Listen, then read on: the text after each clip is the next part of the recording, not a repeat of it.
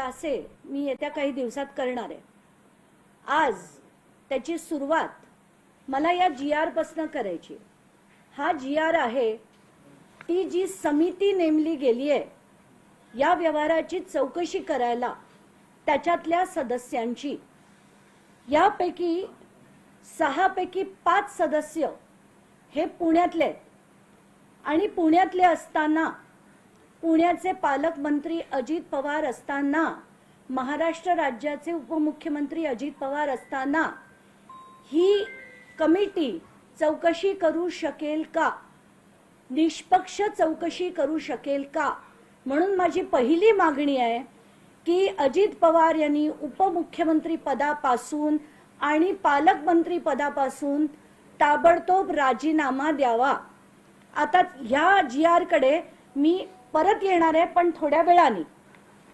आता पहिली गोष्ट, हे जे अग्रीमेंट झालंय त्याच्यात कोण म्हणतं 1804 कोटी होतं, ते 300 कोटीला घेतलं, त्याच्यावर स्टॅम्प ड्युटी भरलं नाही, अमुक तमुक तमुक।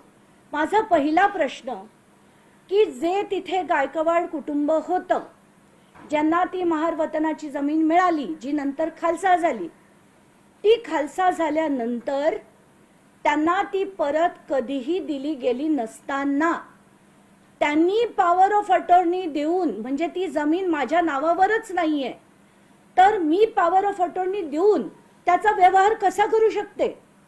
पहिला मुद्दा म्हणजे ती जमीन त्यांच्या नावावर होणं अपेक्षित होतं, त्याच्यानंतरच हा व्यवहार त्यांना करता आला असता।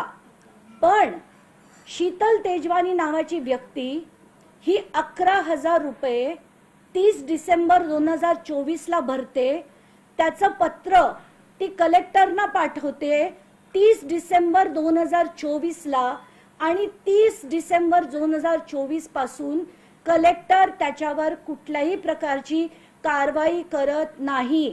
तर अशा कलेक्टरना तात्काळ निलंबित केलं पाहिजे।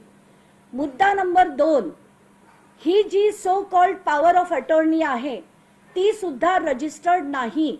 तर कायदा असा म्हणतो की जेव्हा विक्रीचा व्यवहार असतो आणि विक्रीची सही करायची असते तर ती power of attorney he registered लागते, तर ही पॉवर ऑफ अटॉर्नी रजिस्टर्ड नव्हती।